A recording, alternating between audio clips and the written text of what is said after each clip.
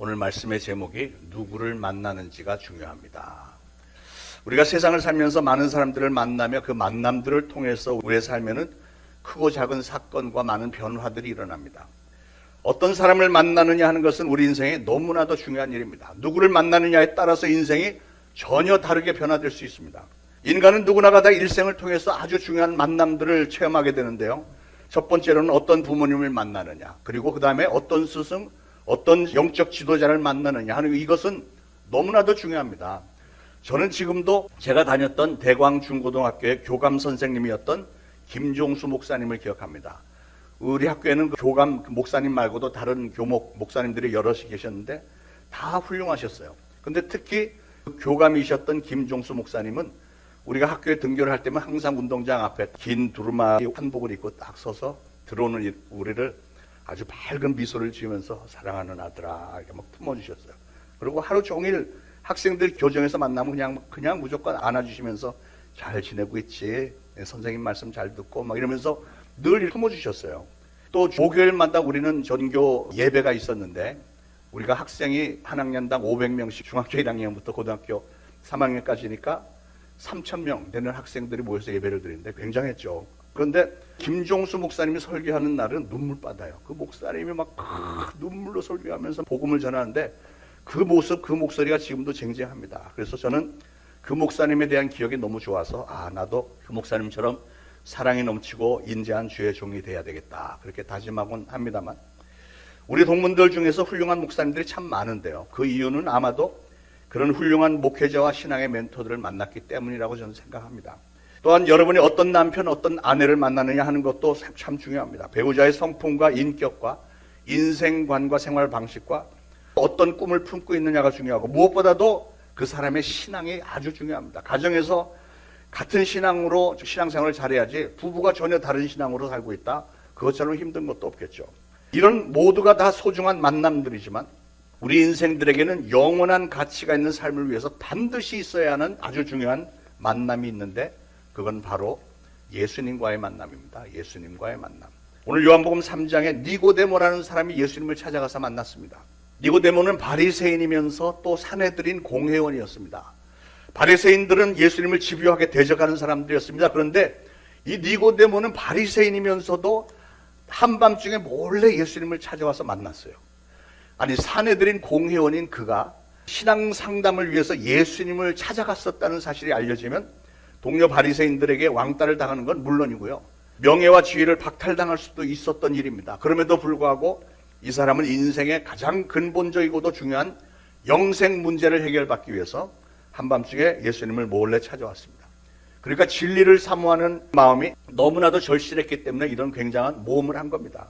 니고데모가 예수님에게 이렇게 말합니다. 당신은 참으로 하나님께로부터 오신 선생님이 틀림이 없습니다. 하나님이 같이 하지 않으시고서는 그런 큰 기적을 행하실 수가 없습니다. 그랬더니 예수님이 니고데의 마음을 다 읽으시고 하늘나라의 영생에 대해서 말씀하시기를, 내가 진실로 진실로 너에게 이르노니 사람이 거듭나지 않고서는 하늘나라를 볼 수 없느니라, 이런 말씀했어요. 여러분, 인생은 영원한 구원에 대한 확신을 갖기 전에는 이 세상의 그 어떤 좋은 것들을 다 가져도 진정한 안식은 없다는 사실을 꼭 아시길 바랍니다. 니고데모는 예수님의 이 말씀을 도저히 이해할 수가 없었습니다. 그래서 다시 물었죠. 아니, 거듭나다니요? 다시 태어나라는 말입니까? 다 큰 사람이 어떻게 어머니 뱃속에 들어갔다가 다시 태어날 수 있단 말입니까? 니고데모는 영원히 다시 거듭나야 한다는 건 전혀 생각도 못했고 그냥 육신적인 일만 생각하고 있었던 거죠. 그러자 예수님이 다시 말씀하십니다. 사람이 물과 성령으로 거듭나지 않고서는 하나님 나라에 들어갈 수 없느니라. 알 것도 같고 모를 것도 같고 그렇죠. 이렇게 예수님과의 대화를 보면 상당히 많은 생각을 요구합니다. 예수님은 지금 영혼이 거듭나는 거에 대해서 말씀을 하시는데 니고데모는 육신에 대해서만 생각을 하고 있으니까 무슨 수수께끼를 듣는 것 같았겠죠. 그래서 다시 묻습니다. 아니, 그게 도대체 무슨 말입니까? 알아듣기가 힘듭니다. 그랬더니 예수님이 내가 땅의 일을 말하여도 너희가 믿지 아니하거늘 하물며 하늘의 일을 말하면 어떻게 믿겠느냐? 모세가 광야에서 뱀을 든 것 같이 인자도 들려야 하리니 이는 그를 믿는 자마다 영생을 얻게 하려 하십니다. 하면서 하신 말씀이 그 다음 16절에는 하나님이 세상을 이처럼 사랑하사 독생자를 주셨으니 이는 저를 믿는 자마다 멸망치 않고 영생을 얻게 하려 하십니다. 하나님이 그 아들을 세상에 보내신 것은 세상을 심판하려 하심이 아니로 그로 말미암아 세상이 구원을 받게 하려 하십니다. 이런 말씀하셨죠. 여러분, 예수님의 말씀은 알아듣기는 힘들었지만 왠지 모르게 니고데모의 심령에 아주 깊은 감동을 주었습니다. 그날 밤 예수님과의 만남을 통해서 니고데모의 삶에는 엄청난 변화가 일어났습니다. 겉으로는 여전히 사내들인 공회원 바리새인이었지만 그러나 그의 속사람은 이제 예수님의 제자가 된 겁니다. 변화가 된 거죠. 그랬기에 훗날에 예수님께서 십자가에 달려 죽으시고 아리마대 요셉의 무덤에 장사 지낼 때 니고데모가 한 게 뭐냐면 몰약과 침향 100근을 가지고 와서 예수님의 시신을 썩지 않도록 방부하고 장사 지낸 걸 도왔던 거죠. 바리새인, 사내들인 공회원이 지금 자기들이 죽인 이 예수님의 시신을 이렇게 처리하러 온다? 이거는 웬만한 용기 가지고는 힘든 얘기죠. 저는 오늘 여러분 모두가 다 이렇게 니고데모처럼 예수님을 확실하게 만나시고 여러분의 삶이 예수 그리스도 안에서 정말 아름답게 변화가 되시기를 축원을 드립니다. 여기서 예수님이 하신 말씀이 사람이 물과 성령으로 거듭나지 않고서는 하나님의 나라에 들어갈 수 없다 하신 그 말씀의 뜻이 뭘까요? 거듭나라고 하신 말씀은 물론 여러분 다 아시겠지만 육신에 관한 말씀은 아니죠. 영혼이 다시 거듭내야 된다는 말씀입니다. 그런데 어떻게 해요? 예수님의 말씀이 물과 성령으로 거듭나라. 다시 말해서 영적으로 재탄생하라는 말씀입니다. 근데 여러분들도 성령으로 거듭나라 하는 말은 이해가 좀 되죠. 성령 받고 거듭나는 건 이해가 되는데 물로 거듭나라는 건 무슨 뜻일까요? 물로 거듭나라. 거기에 대해서 성경학자들의 견해가 다양하지만 우리는 자연적으로 가장 먼저 누구를 떠올릴까요? 물로 거듭나는 건 세례 요한의 물 세례를 떠올리게 되죠. 여러분, 물이라고 하는 것은 깨끗하게 씻는 것입니다. 그러니까 회개를 얘기해요. 깨끗하게 씻는 것. 세례 요한은 요단강가에서 외쳤습니다. 회개하라, 천국에 가까웠느니라. 이렇게 하면서 뭘 했죠? 사람들에게 물로 세례를 베풀었습니다. 그러니까 세례 요한의 세례는 물세례였습니다. 물세례, 회개의 물세례. 우리가 예수님을 영접하고 세례받는 의미는 그러니까 이전에 나는 물로 깨끗하게 씻기고 회개를 하는데 아예 물속에 푹 담겨져 갖고 옛사람의 나 자신, 죄로 인해 물들었던 나는 완전히 물속에서 죽어버리고 그 다음에는 내 죄를 대신해서 십자가에 의해서 흘려주신 예수 그리스도의 보혈로 모든 죄를 깨끗하게 씻김을 받고 새 사람이 되어서 물 밖으로 나온다. 이런 의미가 있는 거예요. 사랑하는 여러분, 여러분은 교회 열심히 다니는 것으로만 만족하지 마시고 여러분 모두가 다 예수 그리스도를 확실하게 영접을 하고 물로, 즉 예수 그리스도의 보혈로 세례를 받음으로 이전에 죄인이었던 나 자신은 물속에 완전히 다 잠겨서 죽어버리고 이제는 예수 그리스도의 보혈로 깨끗하게 씻김을 받아 나온 새 사람이 되고 또한 성령을 받음으로 이전에 죽었던 나의 영이 있던 자리에 성령님이 다시 들어와서 자리 잡으심으로 그것으로 인해서 나의 영이 다시 살아나서 진정 예수 그리스도를 여러분의 구주로 영접을 하시고 하나님의 자녀가 되시기를 축원을 드립니다. 예수님은 니고데모에게 구원의 진리에 관해서 더욱 구체적으로 이해를 시켜주시려고 제일 끝부분에 불뱀과 놋뱀의 예를 들어서 말씀을 하셨습니다. 민수기 21장에 보면 이스라엘 백성이 광야에서 지나는 동안에 걸핏하면 하나님을 원망하고 모세를 원망하고 그러면서 또 가서 바알, 아세라 우상을 막 섬기고 방탕하고 하나님의 속을 막 뒤집어 놓고 하나님 앞에 크게 범죄했습니다. 그러니까 하나님은 계속해서 경고하시고 그러다가 안 되니까 마침내 진노를 하셨고요. 진노하시고 나서 어디선가 광야에서 불뱀들이 나타나는, 불뱀이 독사들이 막 나타나갖고 사람들을 막 물는데 물리는 사람들은 그 독에 퍼져서 죽는 거예요. 불뱀에 물려 죽은 죽음들 앞에서 가족들이 울부짖는 소리가 온 땅에 진동을 했고 그제서야 백성들은 모세에게 와서 간청을 합니다. 우리가 잘못했습니다. 하나님에게 간구해서 저 불뱀들을 좀 없애주세요. 그래서 모세가 하나님 앞에 간절히 기도를 했더니요, 하나님은 모세에게 노수로 뱀을 만들어서 장대 끝에 매달아서 불뱀에 물린 자는 저 장대 위에 매달려 있는 놋뱀을 보게 하라. 그리하면 죽지 아니하리라. 그러니까 하나님은 그 백성들에게 불뱀에게 물린 사람들에게 살 길을 열어주셨는데 그 살 길이 뭐라고요? 저 장대 위에 매달린 놋뱀을 바라보기만 하면 살려주시겠대요. 근데 좀 의아한 건 백성들은 불뱀을 없애달라고 간구를 했는데 하나님은 왜 백성들이 원하는 대로 불뱀을 없애주시지 않고 놋뱀을 달아서 바라보라고 하셨을까? 그냥 불뱀을 싹 없애주셨다면 더 이상 물릴 염려도 없고 놋뱀을 만들어서 장대에 매다는 수고도 하지 않아도 되고 그걸 굳이 바라보아야 하는 번거로움도 없었을 텐데 왜 하나님은 불뱀을 없애주시지 않고 놋뱀을 매달아 높이 올리라고 그랬을까? 자, 그런데 여러분 생각을 해보세요. 하나님께서 백성들이 원하는 대로 불뱀을 다 싹 없어주셨다면 그 다음에 어떻게 됐을까?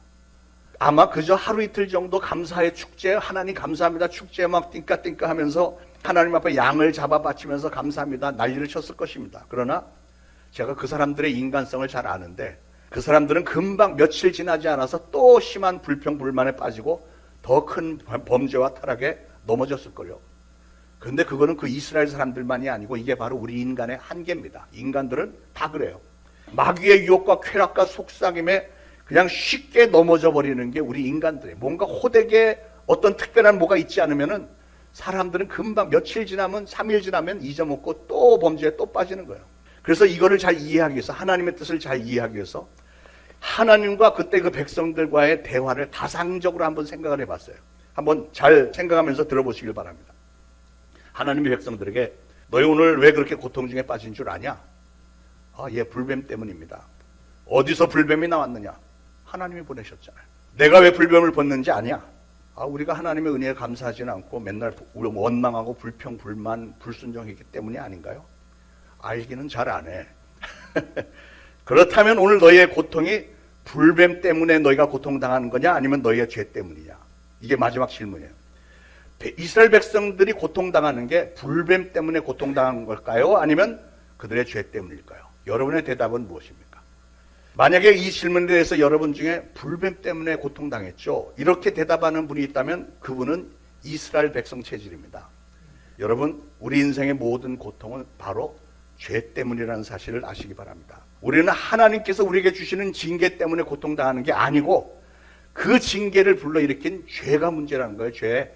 그러므로 징계의 원인이 된 그 죄 문제를 해결하기 전까지는 죄에 대한 징계는 끝이질 않는다는 겁니다. 징계 한 가지 없앤다고 해서 끝나는 게 아니라 죄가 있는 한은 징계가 계속 이런 징계 저런 징계 끝없이 일어나는 거예요.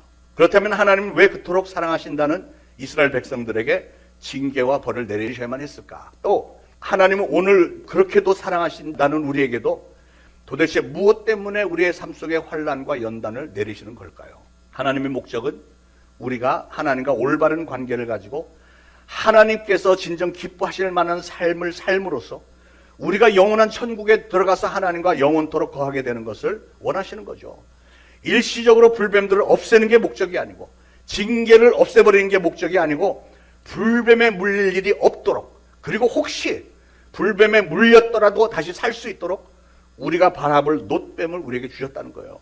누구든지 불뱀에게 물리면 즉시 놋뱀을 바라보아라, 그리하면 살리라. 다시 말해서 누구든지 죄로 인해서 고민하고 고통하고 도저히 헤어날 수 없는 인생고에 몸부림치고 있으며, 그래서 나를 이 고통 가운데서 건져내 주세요 하는 간절한 소원이 있다면 뭘 해야 되냐면, 이제는 우리는 십자가 위에 예수 그리스도를 바라보고 그 예수 그리스도를 나의 구주로 영접하고 믿으라는 거예요. 그 광야에서 백성들이 장대 위에 놋뱀을 바라보았을 때 그게 별 의미가 없는 것 같지만, 그러나 그들은 그렇게 순종했을 때 복사에 물린 상처들이 다 치유받고 살할 수 있었던 것처럼 우리가 예수 그리스도를 바라보면서 예수님이 나의 죄를 대신해서 죽어주셨습니다, 그 신앙 고백을 하면서 저는 예수님을 저의 주님으로 모시겠습니다 하는 그 신앙의 결단이 있느냐? 그렇게만 하면 우리의 죄를 다 용서해 주시고 우리를 구원해 주시고 하늘나라에서 영원한 삶을 살도록 해 주시겠다는 게 이게 복음입니다. 여러분, 오늘도 하나님은 모든 고통으로부터 우리를 자유롭게 해주기를 원하십니다. 그런데 하나님의 방법은, 다시 정리하면, 그 고통 자체를 없애는 게 하나님의 목적이 아니고 그 고통을 일으킨 근본 원인은 죄의 문제로부터 우리 인생들을 구원해내기를 원하신다고 하는 거예요. 우리는 너나 할 것 없이 다 죄라고 하는 불뱀에게 물린 사람들입니다. 그러기에 하나님이 명하신 대로 우리의 죄를 대신해서 십자가의 제물이 되어주신 예수 그리스도를 믿음으로 바라보라는 거예요. 니고데모는 한밤중에 예수님을 찾아갔다가 예수님을 만난 순간에 그가 그동안 사모해왔던 하늘나라의 비밀에 대한 답을 얻었습니다. 사랑하는 여러분, 여러분도 오늘 니고데모처럼 진리를 사모하는 마음으로 예수 그리스도를 바라보시고 예수 그리스도를 여러분의 주님으로 영접하심으로 여러분의 인생 문제에 대한 대답을 다 얻으시길 축원합니다. 예수님을 만났던 또 한 사람으로 오늘 본문 바로 다음 장 요한복음 4장에 사마리아 여인이 등장을 합니다. 사마리아 여인, 그는 동네에서 손가락질을 받는 여자였습니다. 5번이나 결혼을 했지만 계속 실패를 거듭했던 정말 복잡하고 슬픈 과거를 가졌고, 그래서 심한 열등감에 사로잡혀서 사람들을 기피하는 증상에 빠져 있었습니다. 사마리아는 굉장히 더운 지역이니까 너무 더워서 낮에는 대부분 사람들이 잠을 자는 시간에 이 여인은 물을 길러 나왔던 것 같아요. 그런데 가만 보면 예수님이 그 먼 사마리아까지 가서 한 일이라고는 이 여인을 만난 사건 이거예요. 다른 건 예수님이 하지 않았습니다. 그러니까 예수님이 그 먼 길 사마리아까지 왜 가셨을까? 그것은 바로 이 여인을 만나기 위해서 가셨다는 거죠. 제자들이 먹을 것을 사러 간 동안에 예수님은 이 여인을 향한 구원의 계획을 행동에 옮기셨습니다. 사람들은 여인을 손가락질했지만 예수님은 그러지 않았습니다. 예수님은 이 세상에 무슨 잘난 사람 의인을 부르러 오신 게 아니라 죄인들을 불러 구원하기 위해서 오셨다고 말씀하셨잖아요. 수고하고 무거운 짐진 자들을 위해서 짐을 대신 지어주시고 소외받고 굶주린 사람들을 도와주기 위해서 오셨다 하신 대로 예수님은 이 여인을 찾아가셨던 겁니다. 그것도 이 여인이 너무 부담스러워하지 않도록 마치 우연히 만난 것처럼, 우연히 우물가에서 만난 것처럼 그렇게 여인을 찾아가셨습니다. 오늘 예수님은 여러분에게도 그렇게 자연스럽게 다가와 계신 줄 믿으시기 바랍니다. 그러므로 오늘 저를 통해서 주시는 이 말씀이 여러분 중에 그 누구에겐가는 커다란 위로와 은혜의 말씀이 될 줄로 믿습니다. 예수님은 이 사마리아 여인에게 내게 물을 좀 달라 이렇게 요청을 했습니다. 그랬더니 이 여인이 깜짝 놀라서 묻습니다. 아니 당신은 유대인인데 어째서 나에게 물을 달라고 하십니까? 왜 이런 질문을 했을까요? 우리가 잘 아는 대로 유대인하고 사마리아인은 사이가 나빴죠. 유대인들은 사마리아 사람들을 개 취급을 했습니다. 그런데 유대인인 예수라는 분이 처음 보는 남자가 자기에게 나에게 물을 좀 달라고 하는 거예요. 그러니까 의아하죠. 유대인들은 사마리아 사람들에게 뭘 부탁하는 사람들이 아닌데 정말 깜짝 놀랄 만한 일이었죠. 그랬더니 예수님이 지금 너에게 물을 달라고 하는 내가 누구인 줄 알았더라면 오히려 네가 나에게 물을 달라고 했을 것이고 내가 너에게 생수를 주었을 것이다. 이렇게 얘기합니다. 그러자 여인이 거기다 대고 대꾸를 합니다. 아니 내게 생수를 주신다고요? 아니 이 우물은 우리 조상 야곱이 만든 우물인데 매우 깊습니다.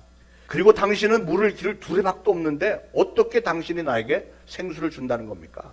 이 우물은 우리 조상 야곱과 그 자손들과 짐승들이 그동안 다 마셔왔는데 이 물이 주지 못하는 그런 물을 나에게 준다고요?